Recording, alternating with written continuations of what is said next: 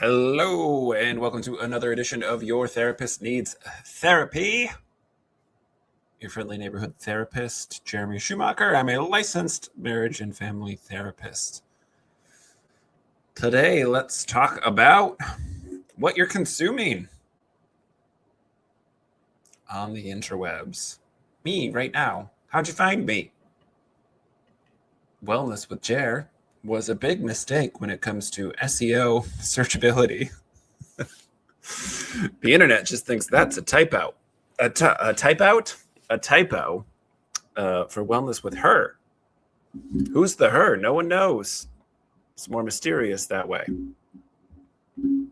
There's a therapist who locked down Take Care with Jer, and I'm really just furious that I didn't think of that.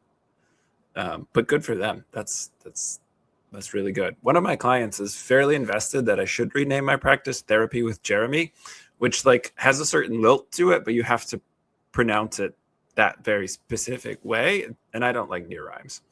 Anyway, you found your way to me, which is really cool. And some of you did it because you know me, or you're familiar with my work, or you heard my ad on the radio, or you saw me at the film festival at Pride, or whatever. I am out and about somewhat frequently. And some of you found me because you've searched for mental health related topics on the interwebs. Maybe your podcast feed recommended this because you listen to other mental health stuff. Maybe you're on YouTube and stumbled your way across and saw the long hair and bearded cutout that gets used for the thumbnail. I never know which one it is. That's what I have media people for. Media person for. Hey, Ken, you're great. Thanks for all your work. Today we're going to talk about algorithms and what's behind them. Evil capitalist overlords, obviously, but with a little bit more nuance than that. I think that that's somewhat established that social media ruins our mental health, and also billionaires are unethical. Topics I've covered before, and also topics that I think are more readily accessible to more people, although that's just what's in my feed. So perhaps your internet looks very different than mine. But that's sort of what we're going to get into, right? What's going on with the internet that different people are are really experiencing different realities, and why. And if you're excitedly clapping your hands saying, I bet Jeremy's going to talk about French philosophers today, you're correct. We're gonna go back to some of the postmodern thinkers who talked about this stuff in the 60s, because called it. I don't know that any of them are still alive. Most of them are dead. That's a long time ago. Paul McCartney's still around. So some people who were maybe young and upcoming back in the day are still around. We still have elected officials, although there are fewer than there used to be in that age range, which is pretty exciting. Still a couple of big ones that can die peacefully in their sleep, for all I care. Let's talk about algorithms. I had the idea for this topic because I rewatched season 1 of Silicon Valley. Silicon Valley. I feel like people on the West Coast don't add the emphasis at the end of the word Silicon Valley. And I, a Midwesterner, I'm like, Silicon Valley, those tech people really know what they're doing with the big data centers, ruin the Great Lakes right next to us. Again, that's not how people talk from here. I'm from here, and this is how I talk. The algorithm feeds us content, and content is mediated before it ever reaches our eyes. And so we're getting a weird subset of what's out there. And it depends a lot on what you click. And this affects the sort of narratives and the story you tell about the real world, quote unquote, real world, not the MTV show. Was it on MTV? I only know about that because The Miz, who's a professional wrestler, not the Cool Brewers pitcher, who's a much better version of The Miz, the pro wrestler Miz, was on the real world. I don't actually know what It's a reality TV show. That's all I know. The stories we tell ourselves about the real world, the universe we're living in and experiencing currently, about politics, about therapy, about movies that are good or bad. It's the content we consume is all algorithmic. Now, algorithms have been around for a while. They're just a mathematic tool. They're not thinking. They're not sentient. I would argue they've almost exclusively been used for evil purposes, because insurance companies were using algorithms long before we became familiar with the term related to social media, as a way to decline people coverage, because insurance only can exist insofar that it denies what should be paid for. That is their model. That's a separate episode, though, where I complain more about insurance companies. That's an episode I've already done and will probably have to revisit because America. So our algorithms feed our psychological attention span. And also, you are what you eat, right? That's the title of the episode. They feed our attention span. They also dictate our attention span to us. And that's the trippy sort of high level. It's not high level. The levels that we have to keep in head. There are going to be multiple levels of things we're talking about here. We're talking nuance. Algorithms are bad. Fact. Why and how? And what do we do about it? If I remember to close the episode out correctly. We'll see. That doesn't always happen. This is why I don't do outlines, because I have great ideas and then I get sidetracked. One of the first things, I think that first level, algorithms are bad, is people are aware that the algorithms are optimized for engagement and not accuracy. And so the algorithms that express outrage, that are rage bait, that are trendy buzzwords without really saying much. Again, I really struggle. Clients send me stuff often. Not often, somewhat regularly. It's not like a daily occurrence, but clients will often send me stuff and they want my opinion on it, which again is super, I'm super grateful that my clients do want, like, hey, person we have a real life relationship with who is an expert in this specific field, what do you think about this video I'm sending you? Because again, I think that's a great way to use the internet. I think that's interesting. I wonder what so-and-so who was actually well-informed on this topic would say about this. So I like that. And a lot of it is overly simplistic, because again, what engagement is rewarding nowadays with short form media like YouTube Shorts, TikTok, Instagram Reels, all that stuff, that short form media is engagement. Did you stay on the whole video? Did you watch for a certain number of times?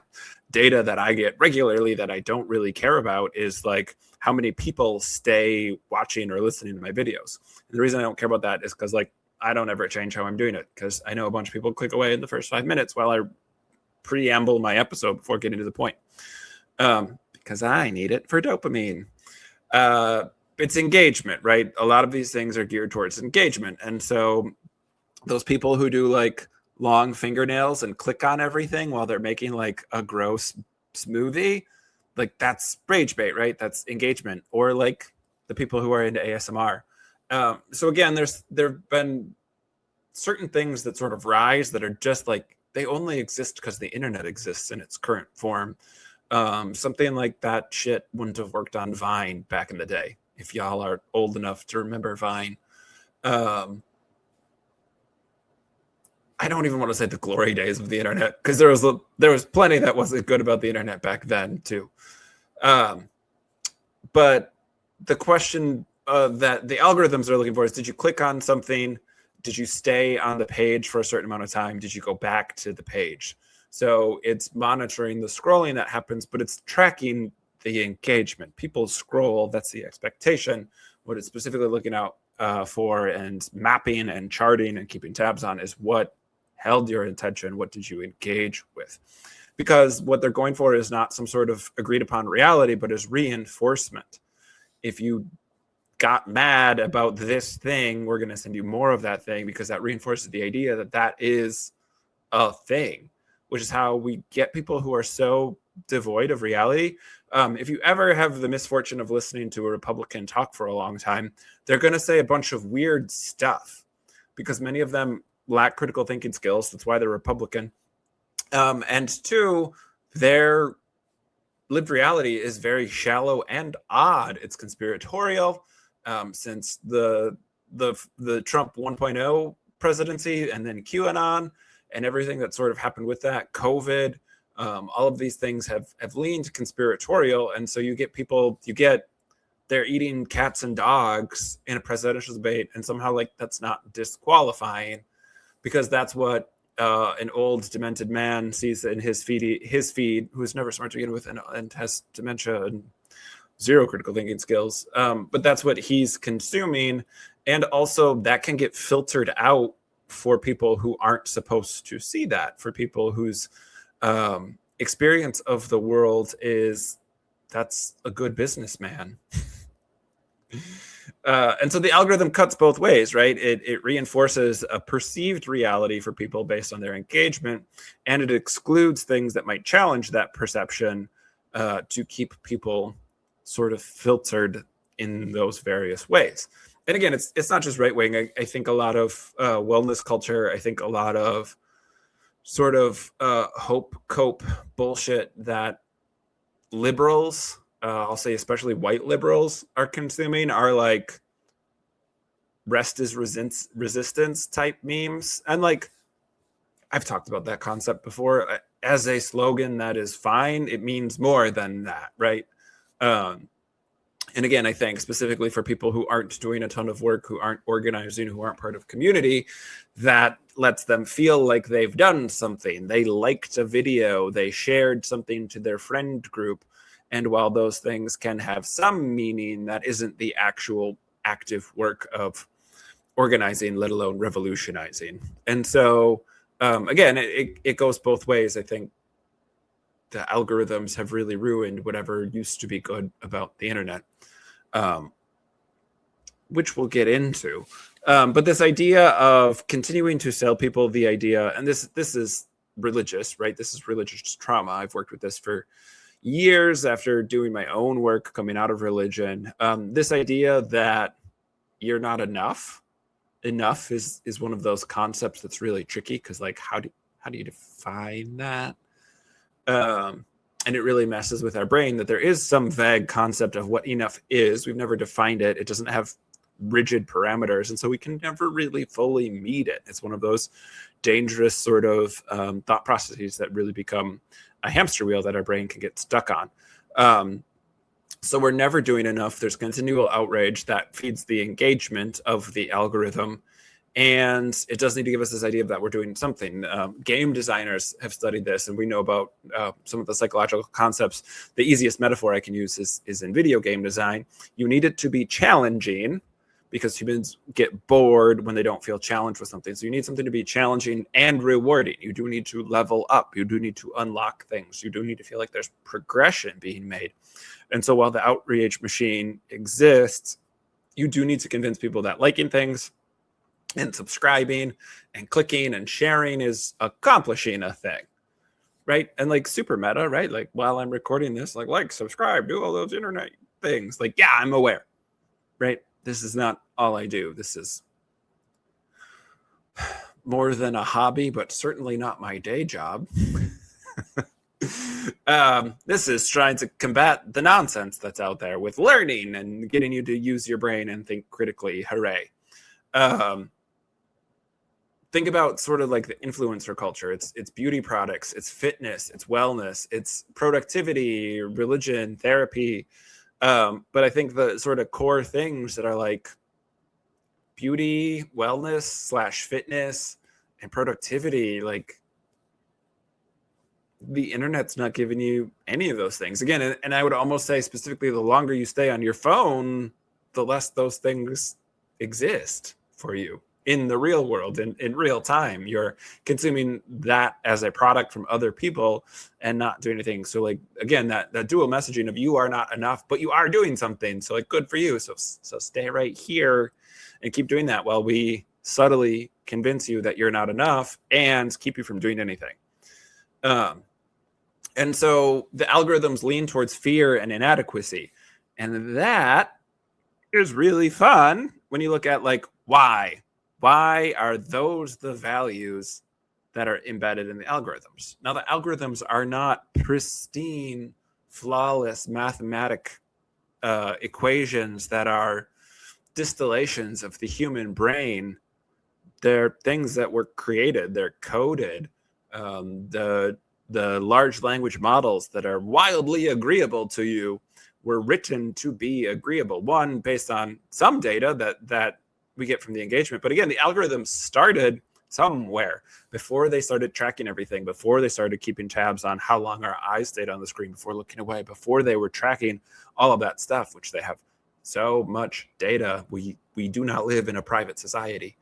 The algorithms were built on a value system, and that value system was Silicon Valley. And again, the idea for this podcast sort of started because I rewatched season 1, and it's still funny. I would say it's aged really poorly. One, just like how vitriolic, and again, this is my lived experience, we are towards tech. I certainly think that's true of my generation of millennials by and large. And young people, again, the recoil against AI has been very strong and pronounced in a way where integration of the iPhone and smartphones, and again, the erosion of our general privacy and human rights has been fairly effective for tech. What happens in a lot of tech is those values were kind of vapid. The idea of sort of like growth, which again, like growth in a capitalistic sense is just cancer. It's unending replication under finite circumstances. Like our model for our economic system is based on cancer growth, which again is bad, it kills things. We know this. Growth, optimization, competition, conquering, scaling things, and disruption. And disruption is the easy one to say, like, that never has happened with tech. That's like this big buzzword. And so watching season 1 of Silicon Valley is like tech disruptor is sort of where the finale takes place. And whoever wins the prize gets like a big thing. Now, again, has tech in a way become ubiquitous? Like, yes, I remember having a flip phone. I remember having minutes. I remember only calling my long distance girlfriend, who's now my wife, in case you were going to judge me for calling my long distance girlfriend. That panned out for me. But having to wait until we had minutes, having to wait and think about like she's in a different time zone, having to do the math in my head for like who could call who when, that texting had specific limitations. And again, that tech has grown to a way where some of those things work much better and are so much more, again, like ubiquitous in our lives. Speaks a lot to how far tech has come. I'm not dismissing that. But when you look at the disruptors, it's AI. Well, that has fallen flat on its face. It hasn't really disrupted much of anything other than our access to clean drinking water. Uber disrupted public transportation, except like not really. Lyft exists and taxis are still a thing.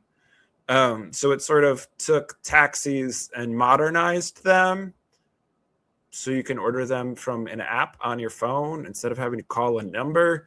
But otherwise, it's pretty much just still a taxi, and that you can pay in the app and all those things sort of only exists because smartphones exist, not because these ride shares disrupted things. Most people, at least in America, still also drive their own cars. Like, we're huge polluters because we have cities that aren't walkable, and like Uber, Lyft, whatever, did not disrupt that. Waymo's not disrupting that. Self-driving cars are not disrupting that. There's no disruption. It's, hey, this system is making a lot of money. We're going to come in and try and take over a share of that. And then again, where the values of Silicon Valley come in is like growth and optimization. We're going to increase the value of this thing, and then we're going to cut it and sell it. And like, again, that's the cancer of this. Like, that's where like these things keep dying. We keep having things that are worse and worse. The enshittification of the internet, all of these sort of tech disruptor spaces haven't really done anything. Blue Origin, SpaceX haven't replaced NASA and are getting lapped by now other countries.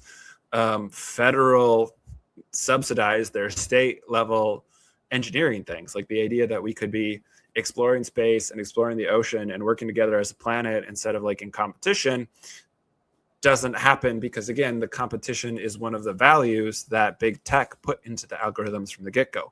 And if you look at like who these people are now, again, to be clear, these people did not create the algorithms. They're not clever enough to do that. They're not smart enough to do this. These are the names that are there, but the names that are there are the people who are definitely instilling some of the values. Elon Musk, Jeff Bezos, Mark Zuckerberg, Mark Andreessen, Peter Thiel. These are deeply uncool dorks and losers who are incredibly insecure and have daddy issues. And so again, when we think about like the algorithm feeding on inadequacy and fear, like, yeah, those are some of the values that are put into the system by the system's creators. Again, not those people. But those are sort of like the caricatures and sort of like the schemas, the idea of like why, well, because like insecure men were doing this. And do I think that some of this was really cool, really smart people who came up with a great idea to make the world a better place? Yes, absolutely. I'm not saying like everybody in tech is bad and all coders are men and all men are insecure. Therefore, like I'm overgeneralizing in my language. I understand there's nuance here, but to draw the parallel to the point I'm making is that like the algorithm has these values in place. Think about whose values those things are. And again, somebody like Thiel is probably closer to the truth. Zuckerberg for sure. Versus like Musk and Bezos, who sort of came in as capitalists and bought up things that were already doing this more than they had their hands in the code at any useful point of building some of the algorithm. Again, Zuckerberg, arguably, like, again, an entire movie's been made about it, and I didn't watch it because who the fuck cares? But whether or not he made the code or stole the code or ripped off his roommate, or like many male inventors over time have just ripped off a female somewhere in their life, I don't know how much he made himself, but like he was on the ground floor. Again, I don't think Thiel was necessarily doing a ton of coding. He and Musk with PayPal. Musk is like in nerd circles pretty well established to be bad, very specifically bad at coding. Like he's not actually a smart person. He could have like really lived in a mansion somewhere and coasted on like his Tony Stark level reputation if, I don't know, his daughter hadn't come out as trans. Seemed to have broke his mind a little bit. And like Thiel got super nervous after 9/11. Again, sort of the disconnect between like Silicon Valley, just like thinking of like people as NPCs and sort of being above and away from everything. Like billionaires, rich, like douchebag idiots who thought of themselves as disruptors really struggled with 9/11 because it was a situation where like a bunch of them did business and were regularly at the World Trade Center. And so the idea that like they could have died in something like that was really disruptive for them and their psyches. So again, that fear, that inadequacy, that insecurity is there. And then COVID made that a lot worse, right? Like there was no ability to prevent. There was, again, a lot of these people got vaccines before like doctors and nurses and teachers got vaccines. So again, fuck billionaires. Another thing that really scared them was like their wealth didn't prevent them from still needing people, still need to interact with people. And like an airborne virus could really cost them their lives. That really scared them. And so again, these like dudes with daddy issues, these insecure men, though that value system, not just the insecurity, but also like the competition, the optimization, some of those things that these people are sick with those ideas because they grew up in America. They grew up under capitalism. They didn't come up with it. I hate to say they're victims as much as anyone else because they're definitely abusers, such as the unfortunate nuance of the world. But some of this stuff, again, was the water they were swimming in too. I'm not saying they like charted it out as evil geniuses. I'm saying it's there because it's their values, and their values are unhelpful and unproductive. And again, look at any of their lives, right? Musk has what, 13 kids by 11 women. Nobody likes him. He's super lonely. His texts and DMs are really sad. He ruined his dick with like several surgeries, so he's into like artificial insemination as like a kink. Like, he's not like a well person. He's abusing ketamine because like dealing with reality is really hard for him. Bezos is on what, wife number 3 or 4? Continually shown up by his ex-wife, who's been one of the most generous donators to charity in all of human existence and has donated more than Bill Gates, Zuckerberg, and Musk, Bezos combined. Like, truly embarrassed. Like, the idea that I can say something that like dudes would be like, oh, this guy's hates men and insecure men. Like, yeah, right. Because like Mackenzie Scott has donated so much more money than all of the other like billionaires who are disruptors and job creators. Like, they're just sycophants and they ruin things. So again, these it's not men are bad, it's these specific men are bad, and these specific men have created a world that fulfills their idea of masculinity because their values are embedded in the algorithm that we're being forced, right? That we didn't opt into, we didn't consent to. Not a surprise for a number of these men. Not a surprise for a number of these rich, powerful men not understanding consent, that these are things that we were not opting into, that we were not able to consent to use or not. Shocking. So again, I mean, the status and the ideas of competition and some of the capitalistic ideas and a lot of the insecurities also came through. Again, we're being fed these things and it is affecting us. I don't think there's a way around that. And we do have to like look back.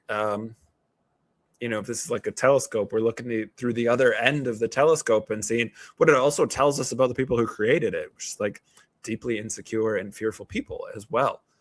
But what happens then with the algorithm that is embedded with these values, the algorithm that was based and shaped by these values, is it trains our systems. One of the things about our brains is that repetition matters. Pavlov's dog, right?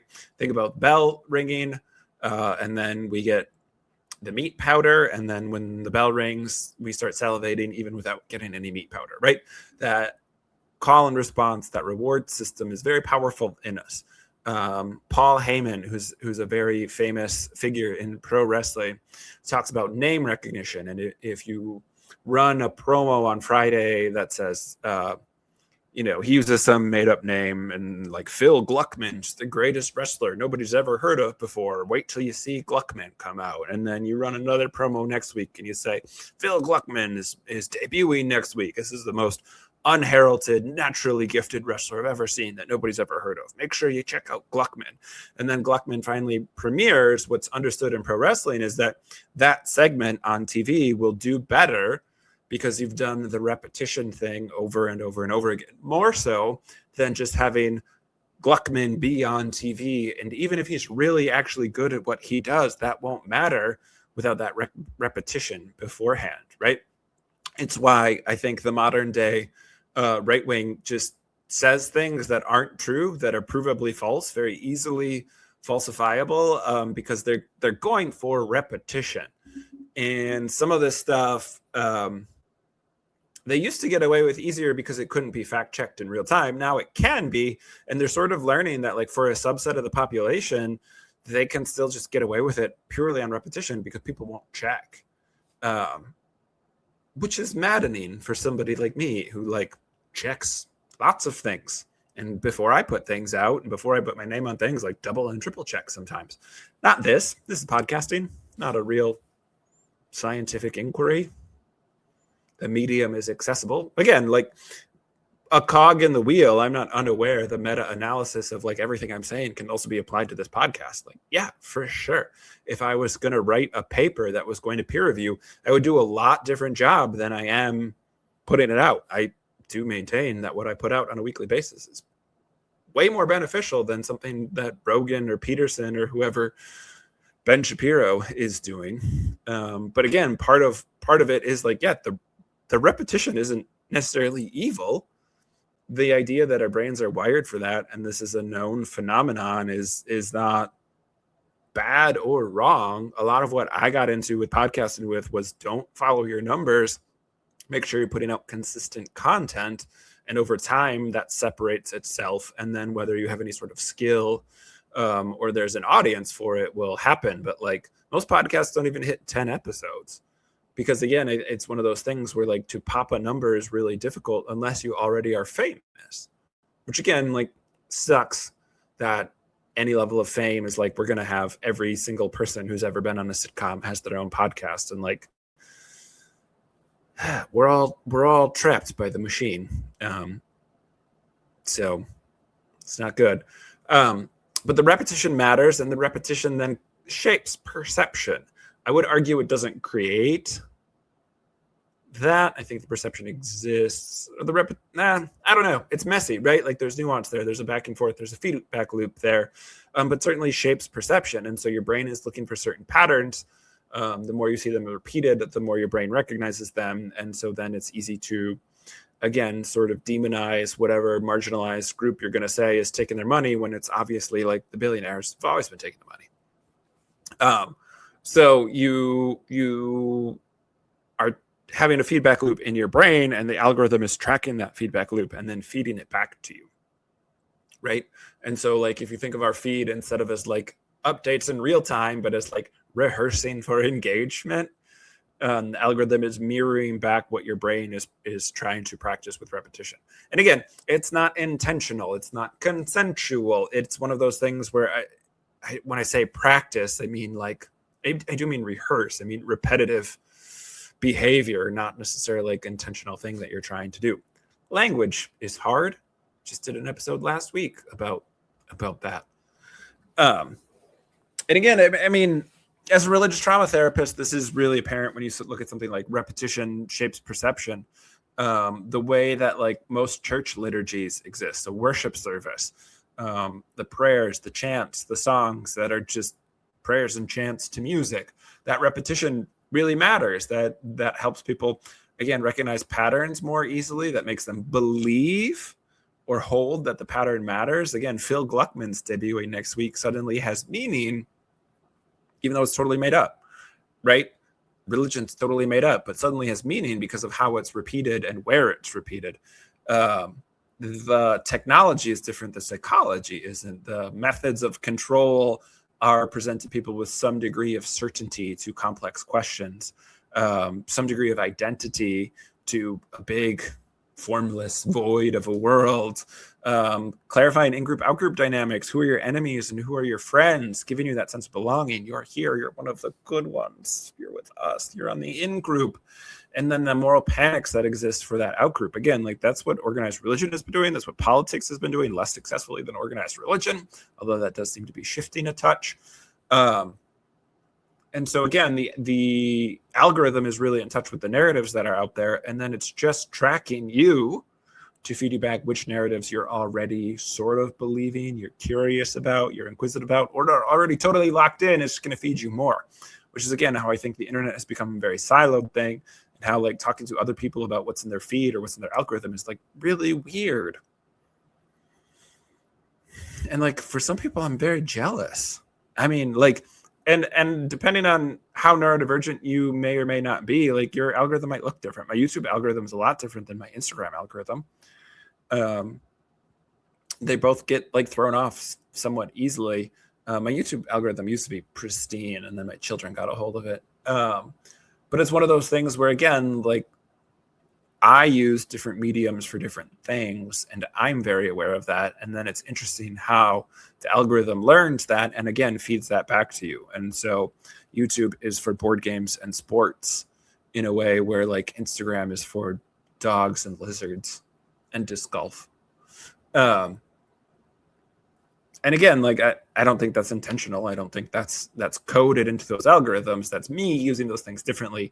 And again, these algorithms are reflections of what we're already doing. And so those things show up that way. My favorite is when my algorithm gets confused about who I am, and it can't tell that I'm like a cis white dude, so I start getting things in other languages. Then I'm like, haha, I've fooled the algorithm. And I don't know that that's a normal reaction. I do listen to a lot of music that is not in English, is the main driver of that confusion more than anything. I also follow a bunch of athletes who are not from America. I watch a lot of disc golf in other countries. There's just some beautiful courses in other countries that you wouldn't necessarily be like, I should go to Estonia because they've got great disc golf. But like, my feed has me convinced I should probably go to Estonia and go disc golfing. Where are we? Disc golf and board games are really doing a lot for my mental health this summer, I will say. Now, when the algorithms start to shape our narratives, young people have an attention span issue. I've joked for a long time in my career, 17 years, because I've made this joke probably the first year I was in my career, because I got diagnosed super late, but I went in to get my diagnosis for ADHD by telling the psychologist who was going to do my assessment that I had ADHD. I was just there to do the paperwork. But I made the joke for a lot of years that like I grew up on 30-minute cartoons. That's about the extent of my attention span. Now that's a gross oversimplification and also not true. I don't know that my attention span is 30 minutes. That's for sure. But yeah, the idea that yes, the medium of television that I consumed most often as a child was cartoons, and those cartoons are 22-minute episodes with a couple of commercial breaks, right? So the idea that isn't my natural resting attention span, but that attention span has been fed to me. That's the medium I consumed most often, in a way where like I've almost always have the radio on. There's always noise going on because I like a level of stimulation. But the attention span and the interaction, the engagement, as it were, with the radio is lower than with the television, slower than it is with the phone. So again, some of this stuff is like the narrative has existed for a long time. Again, going back to Marshall McLuhan, going back to Guy Debord, going back to some of these I don't think McLuhan was French. McLuhan's not a French name, is it? I don't know. I'm bad at that game. Guy Debord, definitely French. Even, Foucault and talking about like discipline and punishment and the panopticon and what looks different when we're observed versus when we know we are not being observed, and like the prison system as a society. All these people were already interested in like what's being tracked, what's being watched. Now we talk about like our TV watches us while we're on our phones. Like, yeah, that's fucking weird. There's not really anything natural about that. It's incredibly dystopian. And so this like attention span crisis, whatever language screens are killing our teens. There's again, like it's not the screen existing. It's the symptom of all these other things. It's that these algorithms were built with these value systems that are bad for us. And those value systems are also like ruining everything else, like our access to third spaces, our access to freedom of movement, our ability to have rest and relaxation, and certainly the crushing of our natural resources through exploitative practices. Yikes. So it's not so much a new attention span problem. It's a monetization issue that is created by capitalism. It's unfortunate that these horrific capitalists are also owning and dictating the algorithm to us. I think the simple version is like outrage gets amplified because outrage pays. Outrage drives engagement. Again, another pro wrestling example. Pro wrestling is a really fine, simple distillation of capitalism. Is why part of the reason I love pro wrestling, but I also go back to it so often because it's like it's a very basic art form for how do I get you to spend, how do I convince you to give me those $5 in your pocket. And so, yeah, and like also just cerebral ownership, right? And the people who are doing the actual work, the wrestlers, do not get those $5. They get a tiny fraction of it. That's the wrestling business. It's super carny. There's a good good reference for capitalism in pro wrestling pretty much all the time. But Eric Bischoff, the guy who ran WCW into the ground, that's an oversimplification. If you know, that's a funny thing I just said, though. His book that he wrote, his biography back in the day, is called Controversy Creates Cash. And again, very carny, very pro wrestling coded, but like true for the modern internet and for algorithms too. The idea that the outrage machine sort of drives it. I think it's more nuanced than that. I do really think it is like about monetization. Your favorite YouTuber gets worse when they get big and start having to worry about views and ads. Hi, it's me, your friendly neighborhood therapist. Doesn't care about that shit, because actually doing work with real people is what pays my bills and is what I'm genuinely passionate about.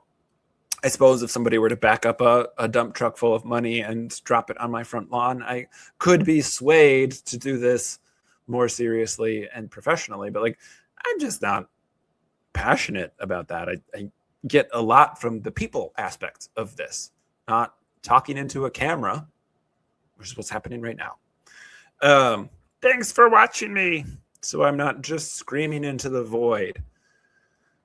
So all that I said we would wrap up. I've got a hair in my mustache, maybe. I said we'd wrap up on like, and what do we do about it, right? You are what you eat, algorithm edition.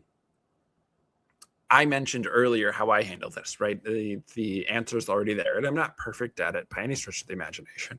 And it's not something that I necessarily set out to do intentionally. It is a thing that I think my brain and my awareness of systems sort of picked up on early on as the algorithms were already doing their work on us as we became aware of the algorithms. Some of the reporting came out on how they were being written and coded and adjusted. And again, I think Musk buying Twitter just unmasked a lot of that. But some of this stuff is stuff that researchers have been tracking for a while. The internet's been around long enough for us to have some longitudinal data on some of these things. Thinking about nutritional intake, like you are what you eat, like curating your diet, what makes you feel good, what doesn't. From content to hours being like usage hours, to hours being throughout the day, when and where. Like if the first thing you do is grab your phone and start scrolling, versus if you fall asleep while you're scrolling, versus if you curate that somewhere else to be a much more intentional thing. Being aware of like the outrage machine, what they're going for is content. So when you angrily caps lock leave comments, you're going to get more of that stuff. And like if that thing made you so mad to comment, and then your algorithm keeps sending you that stuff because you're engaging, that's not going to be good for your mental wellness overall, right? It's just going to keep you mad. So some of that stuff, getting information from other sources, read books, go to your local bookstore and find the new books and see what's there. I think, again, like having conversations, one of the weird things about the internet that's nice for some people is somebody who grew up in like AOL Instant Messenger, and who likes texting versus talking on the phone. There are parts of my brain that really like asynchronous conversation. I like being able to think about how I'm going to respond. I like being able to write out my response and see it before somebody else is going to have an opportunity to react to it. And I get a lot from real life interaction with another human, where their eyes are going, what their body language is telling me while we're communicating. I can feed a lot on people's energy in a different way in person than online. And so again, there are times where the asynchronous part works really well, I think. And there are times where it's like, yeah, no, we're just like mammals. And so we want to see what the other mammals around us are doing. That community aspect, that in real life, face-to-face interaction does have meaning, and certainly helps us. And again, some of the shitty ideas that get, I think, propagandized online and turned into like normal things fall really flat on their face in real life. Like, I don't know. I can't imagine somebody like Ben Shapiro or Nick Fuentes has like a ton of real life friends that they like talk to the way they do their shows. This me is how I talk in real life. Some of my clients are like, yeah, Jeremy, capitalism. I know. I've heard you get on that soapbox before. That's just how I am. So, and again, like, yes, I want people building community locally. I want people organizing. I want people doing that, like, builds a better world than this algorithm-driven slop we're being given. The gruel we get from our dystopian tech overlords. And it's not perfect discipline. It's not like willpower. It's having parameters in place and then having other sources for getting our intellectual stimulation. Like, one of the things the internet truly misses for us is our bodies, right? We might get intellectual stimulation, maybe, right? If we're careful with curating that. We might just be getting like slop and outrage. And again, I mean, I think a lot of what people see on the internet is like what used to be the tabloids at your supermarket. And those always sold incredibly well, right? Like, there were so many of them because people bought them. I do think people are not watching long form video essays by high level scholars generally. I think it's the outrage machine. I think it's your shitty friend down the block who has a sports YouTube channel and somehow that popped off. Like, I don't think it's most people are using the internet to get intellectual stimulation and being kind by suggesting that's the norm. But it is missing any sort of physical stimulation, right? Like, we're not moving, and people have, again, this is such a modern world. This is such a modern problem that like we don't move enough that we like need to go someplace to move. And then we've also monetized that, like going to the gym, you got to pay for your membership just to like use your body the way it was designed to be used because there's no free space or whatever. So again, like the idea that we like walk while we're listening to our podcast or we get on the stationary bike while we're watching our shows, like, sure. But that's a solution to it. That's using the thing that created the problem as the solution. Again, it's a nice little tight loop that capitalism has built, but like, that's not what we need. We need friends and barbecues and game nights and community gatherings and yeah. Oh. The intentionality behind setting some parameters, I think, is accessible. I think it's the consistency to do that regularly and do that well is where it gets difficult. But the algorithm isn't all powerful, and it's certainly not all knowing. It has a lot of data, certainly, that it's trained on, and it is actively capturing data from you. So, protect your online privacy as best you can. It's a losing battle, but doing something is better than doing nothing. But the algorithm's not necessarily making you into something. There are some biases that exist in the algorithms that research has started to show. But ultimately, what it is doing is it is turning you into the product. The consumer is also the commodity. And so the question isn't, what is your algorithm training you into? The question is, what is the algorithm learning is easiest to monetize from you? What will make you sit through more ads? What will make you click on something and buy it is what it is. And so again, like TikTok shopping, YouTube short shopping is somebody who puts the podcast on YouTube and has a YouTube channel where I talk about other stuff. YouTube shopping is like really pushed on us as creators. I don't like thinking of myself as a creator, but I am. I could put up multiple things a week, I guess. That's like what they want. Again, it's like the commodification of this. If we're getting eyeballs on this, how do we make money off of it? So ultimately, it's not that complicated at the end of it all to say it just simply wants to be able to monetize you. That's capitalism. If you're not choosing what to eat, if you're not choosing what you're feeding yourself with, then you are being fed by somebody else's business model.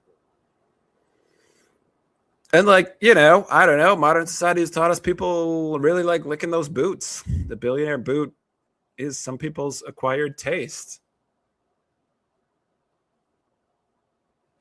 But hopefully that feels bad to say out loud.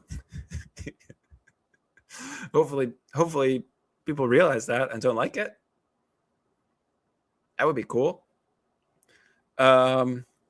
Start sending my podcasts to people to ruin their algorithms. That'll be fun. He said, as a manipulation tactic to get his viewership up. No, I truly don't care. I need like 3 of you to download every episode of the podcast. If I actually cared about my viewership going up, that pops a nice big number because I have a lot of episodes. Consistency. Nobody wrote a book that says consistency creates cash, right? Controversy creates cash. But I'm doing the consistent thing because I can get a little weird about numbers. My neurodivergent brain. Let's see. Updates about the podcast For those of you who are tuning in at minute 50, thanks for hanging out.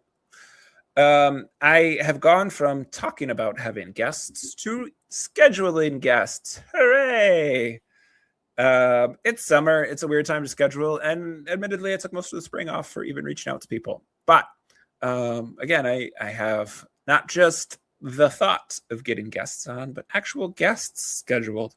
So for the next couple of weeks, we'll start sprinkling in some guests. I'm looking at some version of sanity for myself, in the sense that like a lot of my work is also geared around scheduling. I don't necessarily slot my clients into every week sessions. It's just not how I do therapy.